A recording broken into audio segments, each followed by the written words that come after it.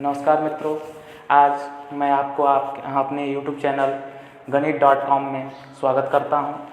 आज का मेरा विषय है वैदिक गणित। वैदिक गणित जैसे कि आपको नाम से लग रहा है कि ये जो है वेदों से इसकी उत्पत्ति हुई है, तो ये तो सही है कि इसकी उत्पत्ति वेदों से हुई है। पहले हम इसके इतिहास के बारे में समझेंगे, फिर इसकी आवश्यकता क्यों है, इस युग में इसकी आवश्यकता क्या है, इसके फ़ायदे क्या हैं, इसके बारे में समझेंगे। और इसको वैदिक गणित के अलावा भी क्या कह सकते हैं, क्योंकि वैदिक गणित ऐसा लगता है कि किसी समुदाय विशेष का ही यह जो है टॉपिक है, यह विषय है किसी समुदाय विषय का। तो ऐसी बात नहीं है, यह किसी समुदाय विशेष का नहीं है, यह वरन पूरे समाज के लिए हितकारी है। इसको वैदिक गणित के अलावा आप मौखिक गणित भी कह सकते हैं। इसके इतिहास पे अगर प्रकाश डालें तो इसकी उत्पत्ति वेदों से हुई है।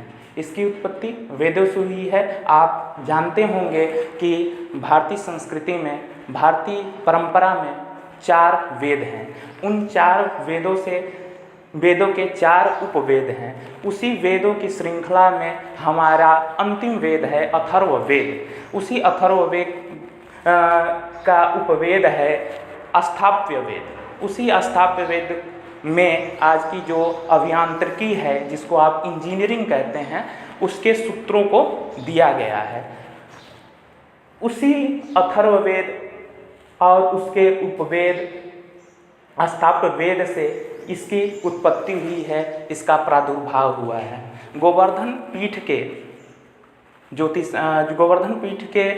पीठाधीश्वर जगतगुरु स्वामी भारती कृष्ण तीर्थ जी महाराज के प्रेरणा से और उनके अथक परिश्रम से हमें इसकी यह वैदिक गणित के 16 सूत्र रूपी मणि हमें प्राप्त हुई है। यही इसका इतिहास है, यही इसका इतिवृत्तांत है। अब आज के युग में इसकी आवश्यकता क्यों है, पहले तो हम ये समझें कि गणित क्या है। गणित आपको गणना करने की शक्ति प्रदान करता है, लेकिन वैदिक गणित आपको गणना करने की शक्ति के अलावा विश्लेषण करने की शक्ति और आकलन करने की क्षमता देता है और उसको बढ़ाता है। आप आजकल के बच्चे जो है गणित फोबिया नाम की बीमारी से ग्रसित हैं। सबको मैथमेटिक्स फोबिया है। सबका बच्चा हर सब्जेक्ट में तो अच्छा है, लेकिन कहीं ना कहीं उस बच्चे के अंदर गणित के प्रति एक डर बना रहता है। मेरे भी कई मित्र हैं जो बचपन से ही गणित के प्रति बहुत ही संवेदनशील और बहुत ही कटे कटे से रहते थे। गणित की कक्षाओं से निकल जाना, गणित के प्रश्नों को हल न कर पाना और उनकी विश्लेषण क्षमता दिन प्रतिदिन कम होती जाना, मैंने इसको बहुत ही करीब से देखा है।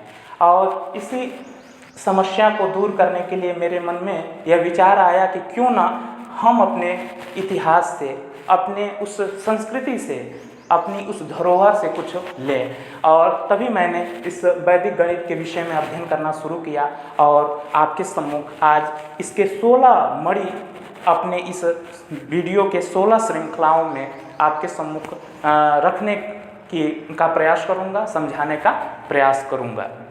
और इसकी आवश्यकता पर अगर ध्यान दें तो यह जो है ऐसे बच्चों के लिए जो है आवश्यक है जो अंकों को समझते हैं, संख्याओं को समझ लेते हैं, उनसे लेकर बड़े बुजुर्ग तक, जो किसी बिजनेस के फील्ड में हो, मार्केटिंग के फील्ड में हो, मेडिकल के फील्ड में हो, और भी जितने भी क्षेत्र हैं उनमें अगर कार्य कर रहे हों तो उनके लिए, पूरे मानव समाज के लिए यह अत्यंत उपयोगी है।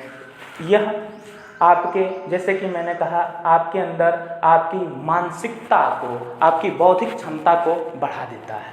आपके सोचने समझने की क्षमता को दुगुनी, तिगुनी, चौगुनी कर देता है। जैसे जैसे आप इसको समझने लगेंगे, आपकी उत्सुकता बढ़ती जाएगी।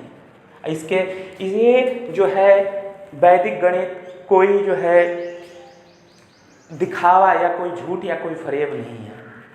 यह विज्ञान की पद्धति पे आधारित तो है ही, साथ में आपको लगेगा कि यह एक चमत्कार है, वरन ये आप मान के चलिए कि यह एक चमत्कार ही है। इसमें केवल 16 सूत्र हैं।